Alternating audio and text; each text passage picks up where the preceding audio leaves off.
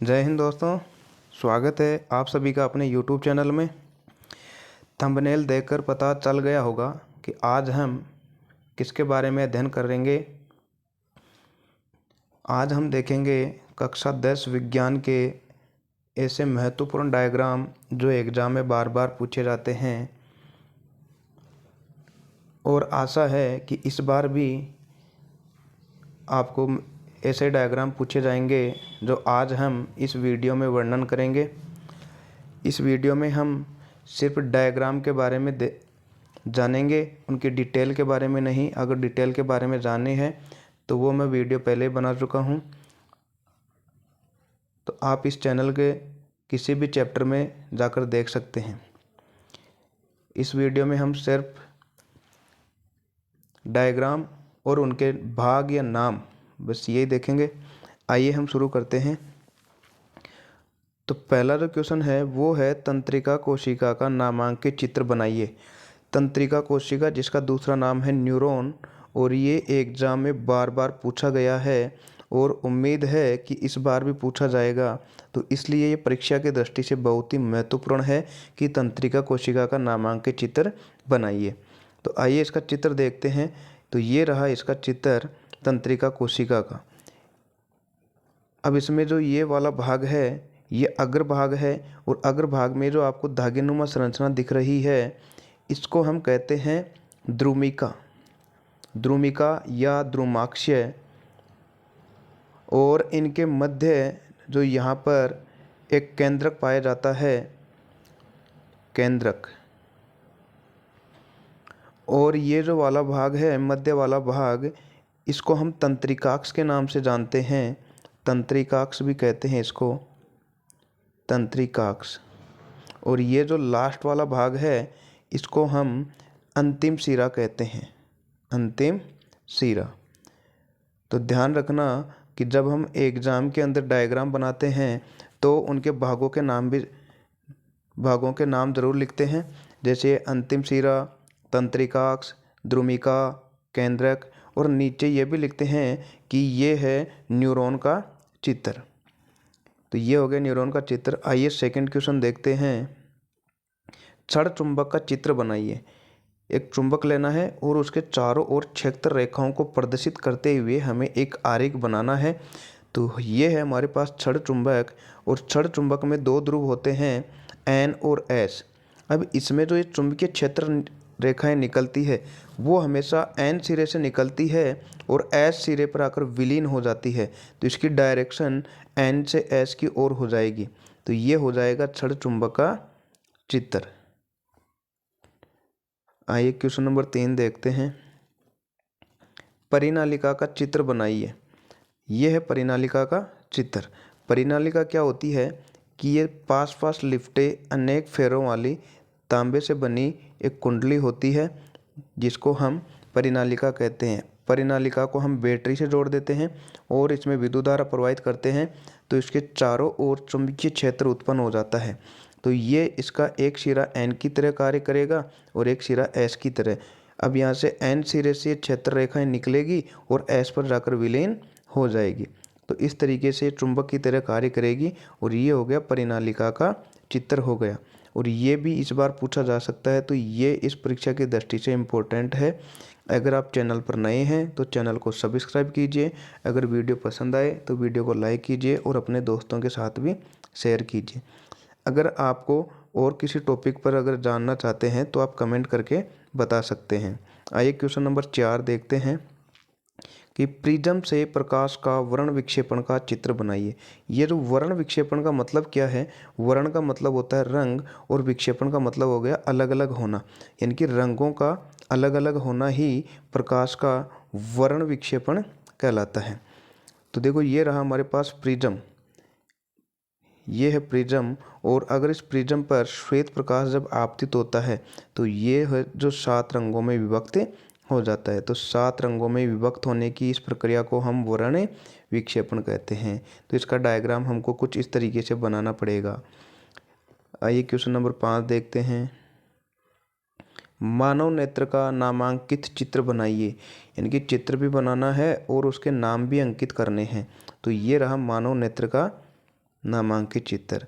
तो इसके कुछ भाग भी होते हैं, जैसे ये क्रिस्टलीय लेंस है, नेत्रोद है, पुतली है, परितारिका है, श्वसमंडल है, पक्षमापी पेशियाँ हैं, दृष्टिपटल, दिक्तंत्रिका और काचाव द्रव्य, ये इनके नाम हैं और ये नेत्र का डायग्राम है। अगर आपको किसी भी टॉपिक के बारे में जानकारी लेनी है डिटेल से तो बता दीजिएगा, हम उस पर एक शानदार वीडियो बनाने की कोशिश करेंगे और आपके सभी डाउट दूर करने की कोशिश करेंगे। यहाँ पर सिर्फ डायग्राम के बारे में बताया जा रहा है और उसके कौन कौन से नाम हैं बस ये बताया जा रहा है, यहाँ पर इनका वर्णन नहीं किया जा रहा। क्वेश्चन नंबर 6 है, मैग्नीशियम के दहन का चित्र बनाइए। तो मैग्नीशियम का दहन करना है, तो मैग्नीशियम जो है ये एक हमारे पास पदार्थ होता है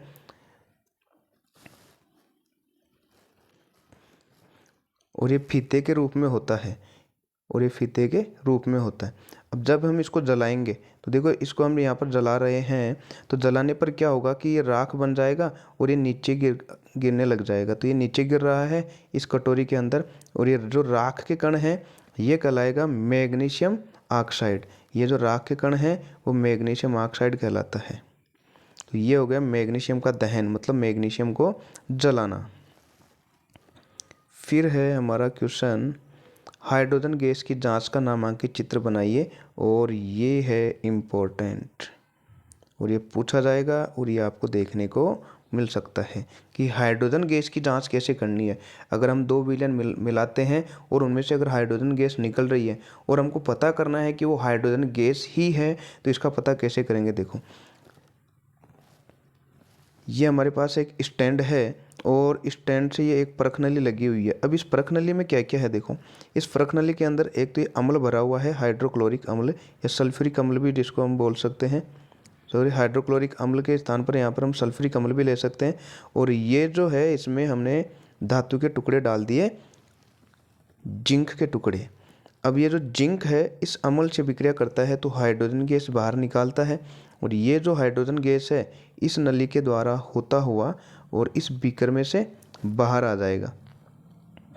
और ये जो हाइड्रोजन गैस के जो बुलबुले बाहर आ रहे हैं, हमको अब पता करना है कि हाइड्रोजन की है। तो देखो हाइड्रोजन की एक विशेषता ये होती है कि हाइड्रोजन गैस जो है वह फटफट की ध्वनि के साथ जलती है।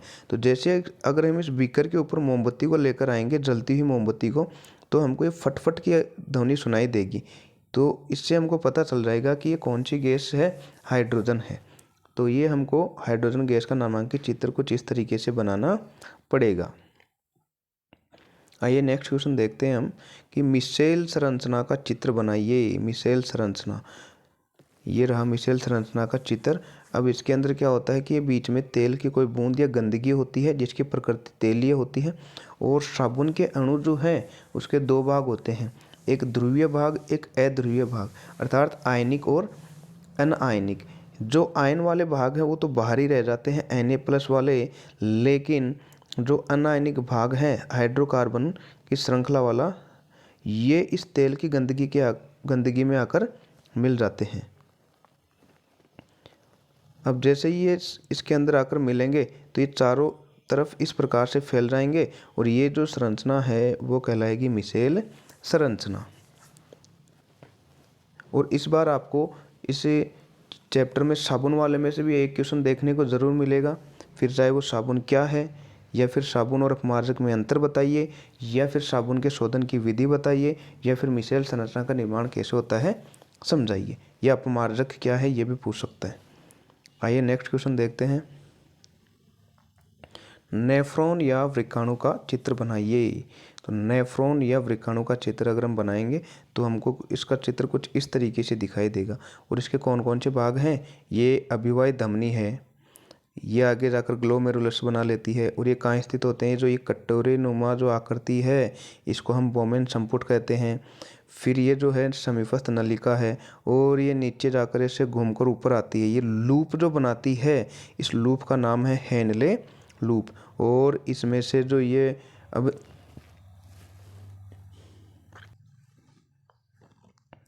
ये पदार्थ आगे आ जाता है और इस संग्राहक नलिका में एकत्रित हो जाता है। तो ये है नेफ्रॉन या वृक्काणु का चित्र। आइए नेक्स्ट क्वेश्चन देखते हैं। मानव हृदय का चित्र बनाइए। तो मानव हृदय का चित्र ये रहा, और इसमें जो है 4 चैम्बर में बटा होता है। ऊपर वाले जो 2 चैम्बर हैं इनको हम आलिंद कहते हैं और नीचे वाले जो 2 चैम्बर हैं इनको हम निलय कहते हैं। अब इन आलिंद में ब्लड आता है और फिर ये जाता है निलय में और फिर निलय से ब्लड बाहर निकल जाता है और शरीर के सभी भागों तक भेज दिया जाता है। अगर इसकी क्रियाविधि के बारे में जानना है या फिर ये जो चैप्टर 6 है अगर आपको संपूर्ण अध्ययन करना है तो आप जो है इस चैनल के वीडियो में ये चैप्टर मिल जाएगा पूरा, आप वहाँ पर जाकर देख सकते हैं। बहुत ही सरल भाषा में समझाया हुआ है। आइए नेक्स्ट क्वेश्चन देखते हैं हम। विद्युत अपघटनी परीक्षण विधि का चित्र बनाइए। और ये जो है इस बार के लिए VVIMP है, वेरी वेरी इम्पोर्टेंट। और आपको ये देखने को मिल सकता है कि विद्युत अपघटनी परीक्षण विधि का चित्र बनाइए। तो ये रहा विद्युत अपघटनी परीक्षण विधि का चित्र। इसमें हम क्या करते हैं, एक बड़ा बीकर लेते हैं और इसमें जो अशुद्ध धातु की छड़ है उसको हम बैटरी के प्लस सिरे से जोड़ देते हैं और एक माइनस सिरे से जोड़ देते हैं। तो प्लस वाली एनोड बन जाएगी और माइनस वाली कैथोड बन जाएगी। अब होगा क्या कि जैसे इसमें विद्युत धारा प्रवाहित होगी तो एनोड से कॉपर के कण इसके नीचे आते रहेंगे और ये कैथोड के ऊपर निक्षेपित होते जाएंगे इस विलयन में से। तो ये छड़ धीरे धीरे मोटी हो जाएगी कैथोड वाली और ये एनोड वाली पतली हो जाएगी और इसमें जो कुछ अशुद्धियाँ मिली हुई थी वो इसके नीचे आकर गिरने लग जाएगी। और ये जो अशुद्धियाँ हैं इनको हम अपद्रव्य या एनोड पंख कहते हैं। अच्छा, एनोड पंख क्यों कहते हैं? क्योंकि ये एनोड की छड़ के नीचे आकर एकत्रित हो जाते हैं, इसलिए इसको एनोड पंख भी कह देते हैं। आइए नेक्स्ट क्वेश्चन देखते हैं कि मानव श्वसन तंत्र का नामांकित चित्र बनाइए। और ये भी सबसे इम्पोर्टेंट है इस बार के लिए कि मानव श्वसन तंत्र का नामांकित चित्र बनाइए और इसकी क्रियाविधि बताइए। तो ये है श्वसन तंत्र का चित्र। ये इसमें है इसका पहला भाग नासाद्वार, फिर है मुख गुहा, फिर ग्रसनी, फिर कंठ, फिर श्वास नली, फिर उपास्थि वलय और ये फुफ्फुस और पसलियाँ, ये श्वसनिका और ये श्वसनी, ये इसके भाग हैं। और इसमें से जो एक क्वेश्चन बनता है वो ये है कि ये जो उपास्थि वलय है वो क्यों उपस्थित होते हैं। ये जो सी आकार के छल्ले हैं बीच में ये वाले, ये क्यों उपस्थित होते हैं? ताकि ये जो वायु मार्ग है इसमें से जब हम श्वास को बाहर छोड़ेंगे तो ये निपतित ना हो। निपतित का मतलब ये जो नलिका आपस में चिपक नहीं जाए, क्योंकि अगर चिपक जाएगी श्वास को बाहर छोड़ेंगे तो ये नलिका चिपकेगी और चिपकने के कारण हमको फिर श्वास नहीं आ पाएगा, जिसके कारण व्यक्ति की मृत्यु तक हो सकती है। तो इसलिए इनमें क्या होता है कि ये सी आकार के कार्टिलेज लगे होते हैं और ये इस नलिका को आपस में चिपने नहीं देती। आइए नेक्स्ट क्वेश्चन देखते हैं। आयताकार स्लेब से अपवर्तन का चित्र बनाइए। एक आयताकार हमको स्लेब लेना है या कांच की पट्टिका लेनी है और उसमें से जब प्रकाश को गुजारते हैं तो कैसे जाएगी। तो ये है प्रकाश की किरण। अगर ये यहाँ पर नहीं होती हमारे पास से आयताकार स्लेब तो ये सीधे ऐसे जाती, लेकिन ये स्लेब जो है इसमें अब स्लेब के कारण ये प्रकाश की किरण थोड़ी सी इधर अपवर्तित हो जाएगी, तो ये अपने मार्ग से विचलित हो जाएगी। इस घटना को हम कहते हैं प्रकाश का अपवर्तन। तो ये जो डायग्राम है स्लेब से अपवर्तन का वो कुछ इस तरीके से बनेगा। आइए नेक्स्ट क्वेश्चन देखते हैं। विद्युत मोटर का नामांकित चित्र बनाइए। ये 2022 में आ चुका है RBC में कि विद्युत मोटर का नामांकित चित्र बनाइए। इसमें क्या क्या होता है? छड़ चुंबक होती है जिसके 2 ध्रुव होते हैं N और S, इसके बीच में एक आर्मेचर कुंडली होती है और इसमें विभक्त वलय लगा होता है और यहाँ पर 2 ब्रुश लगे रहते हैं और बीच में एक धुरी होती है और इस ब्रुश का संपर्क एक विद्युत बैटरी से होती है। इसमें क्या करते हैं, विद्युत धारा को प्रवाहित करते हैं। तो विद्युत धारा जैसे प्रवाहित करेंगे ये इस ब्रुश में से होती कुंडली में जाएगी और कुंडली घूमने लग जाएगी और इसके कारण हमको यांत्रिक ऊर्जा प्राप्त हो जाएगी। कौन सी? यांत्रिक ऊर्जा। क्योंकि हमने तो इसको विद्युत ऊर्जा तो दे दी है पहले से ही, यानी कि यहाँ से इसको ऑन कर दिया विद्युत ऊर्जा को और ये यांत्रिक ऊर्जा प्रदान करती है। इसलिए ऐसी युक्तियाँ जो विद्युत ऊर्जा से यांत्रिक ऊर्जा प्राप्त की जाती है उनको हम विद्युत मोटर के नाम से भी जानते हैं। आइए नेक्स्ट क्वेश्चन देखते हैं। विद्युत जनित्र का नामांकित चित्र बनाइए। और ये जो है ये इस बार के लिए इम्पोर्टेंट क्वेश्चन है, क्योंकि विद्युत मोटर का पूछ लिया है तो हो सकता है इस बार विद्युत जनित्र का पूछ ले। तो सेम इसमें भी वही होता है, हमारे पास एक छड़ चुंबक होता है, एक कुंडली होती है, यहाँ पर आर्मेचर, लेकिन इस बार यहाँ पर विभक्त वलय के स्थान पर 2 वलय होते हैं और ये जो वलय अलग अलग होते हैं और इनसे अलग अलग ब्रुश भी जुड़े रहते हैं। इनका नाम है B1 और B2। अब इनके स्थान पर हम यहाँ पर विद्युत बैटरी नहीं जोड़ेंगे, यहाँ पर जोड़ेंगे गेलवेनोमीटर। ये विद्युत धारा को प्रदर्शित करता है। अब इसमें होता क्या है, पहले वाले में हमने विद्युत धारा प्रवाहित की थी और फिर ही हमने यांत्रिक ऊर्जा प्राप्त की थी, लेकिन इस बार हम इसको यांत्रिक ऊर्जा तो देंगे और विद्युत ऊर्जा को प्राप्त करना है। अब इसको हम जब घुमाएंगे तो ये घूमने लगेगा और घूमने के कारण ये जो है इसमें विद्युत धारा बहने लग जाएगी और हमको विद्युत धारा प्रवाहित हो जाएगी इसमें और विद्युत धारा प्राप्त हो जाएगी। तो विद्युत धारा प्राप्त करने के लिए जो यंत्र है वो है विद्युत जनरेटर, जिसको हम अपनी भाषा में जनरेटर भी बोलते हैं। तो जनरेटर आते हैं, उसको हम क्या, जैसे कभी कभी लाइट चली जाती है और जनरेटर हमारे जो क्या काम आता है कि ये हमको विद्युत धारा का निर्माण करके देता है और जो है लाइट हमको प्राप्त हो जाती है। तो विद्युत जनरेटर का ये कार्य होता है उल्टा यांत्रिक ऊर्जा से विद्युत ऊर्जा प्राप्त करना। आइए नेक्स्ट क्वेश्चन देखते हैं। नर जनन तंत्र का नामांकित चित्र बनाइए। और ये तो इस बार आप कर ही लेना, या तो नर जनन तंत्र या मादा जनन तंत्र एक देखने को जरूर मिलेगा। और ये है इनके भाग जो हैं मूत्राशय, प्रोस्टेट ग्रंथि, शिश्न, मूत्रमार्ग, शुक्रवाहिनी, मूत्रनलिका और शुक्राशय। ये इनके कुछ भाग हैं नर जनन तंत्र के और ये एग्जाम में आपको देखने को मिलेगा, या फिर इसके अलावा मिलेगा आपको मादा जनन तंत्र का, लेकिन एक जरूर मिलेगा। आइए हम नेक्स्ट क्वेश्चन देखते हैं। मादा जनन तंत्र का नामांकित चित्र बनाइए।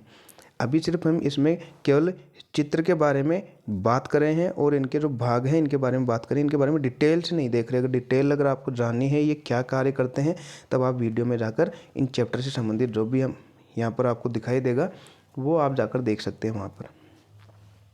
अब इसके भाग कौन कौन से हैं मादा जनन तंत्र का? अंडवाहिनी, फेलोपियन ट्यूब, अंडाशय, गर्भाशय, ग्रीवा और योनि। और इसका अगर डायग्राम पूछेगा तो हमको कुछ इस तरीके से इसका बनाना पड़ेगा। आइए नेक्स्ट क्वेश्चन देखते हैं। अगर आप चैनल पर नए हैं तो चैनल को सब्सक्राइब कीजिए, वीडियो को लाइक कीजिए और अपने दोस्तों के साथ भी शेयर कीजिए अगर वीडियो पसंद आए तो। अब है पुष्प की अनुदैर्घ्य काट का नामांकित चित्र बनाइए। तो पुष्प की संरचना का हमको चित्र बनाना है। ये जो बीच वाला भाग है ये जो है पूरा का पूरा ये होता है स्त्री केसर का भाग, और स्त्री केसर के भी तीन होते हैं, वर्तिकाग्र, वर्तिका और अंडाशय। तो ये जो ऊपर वाला भाग है ये वर्तिकाग्र कहलाता है। ये जो पूरी की पूरी आपको ये नलिका दिख रही है इसको वर्तिका कहते हैं। और लास्ट वाला जो भाग है ये वाला मोटा मोटा वाला इसको हम कहते हैं अंडाशय। दूसरा वाला भाग एक और होता है पुंकेसर, पुंकेसर के भी फिर भाग होते हैं। इसके अलावा जो ये आपको इधर जो संरचना दिखाई दे रही है ये है आपके पुंकेसर के भाग। इसमें जो ऊपर वाला हिस्सा है ये है परागकोश और नीचे वाले जो ये संरचना है तंतु जैसी इसको कहते हैं तंतु। बाह्य जो दल है पंखुड़ी हो गई, बाह्य दल हो गया नीचे। ये इस तरीके से हमको पुष्प के अनुदैर्घ्य काट का चित्र बनाना है। आइए क्वेश्चन नंबर 19। मानव मस्तिष्क का नामांकित चित्र बनाइए। तो मानव मस्तिष्क का नामांकित चित्र कुछ इस तरीके से होगा। तो मस्तिष्क के ऊपर जो बॉक्स का आवरण होता है इसको हम कपाल या खोपड़ी के नाम से जानते हैं। ये हमारे मस्तिष्क की सुरक्षा करता है।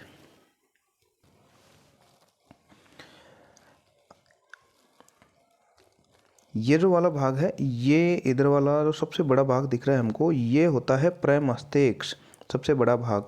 और ये जो है बीच में सफ़ेद सफ़ेद वाइट वाला ये होता है मध्य मस्तिष्क। और ये जो पीछे फूल वाला भाग है, ये जो फूल वाला भाग ये जो है ये है अनुमस्तिष्क। और ये है मेडुला, ये है पोन्स। और ये जो है इधर हाइपोथैलेमस आ गया, ये पीयूष ग्रंथि और ये पश्चिम मस्तिष्क। ये सभी इधर अग्र मस्तिष्क के भाग हो जाएंगे। ये प्रमस्तिष्क का मैंने बता दिया, ये जो सबसे बड़ा भाग है। तो इस तरीके से हमको ये मानव मस्तिष्क का चित्र बनाना है। तो ये हो गए मानव मस्तिष्क के भाग। इस वीडियो में हमने सिर्फ 19 ही ऐसे चित्र देखे हैं जो एग्ज़ाम में आपको देखने को मिल सकते हैं, और ये सबसे ज़्यादा जो इम्पोर्टेंट थे मैंने वही इधर इनको समझाने की कोशिश की है। अगर वीडियो पसंद आए तो इसको लाइक कीजिए और चैनल पर नए हैं तो सब्सक्राइब कीजिए। आप लोग कमेंट करके बता सकते हैं कि आपको कौन से टॉपिक पर और जानकारी चाहिए। वीडियो पर बने रहने के लिए आप सभी का धन्यवाद।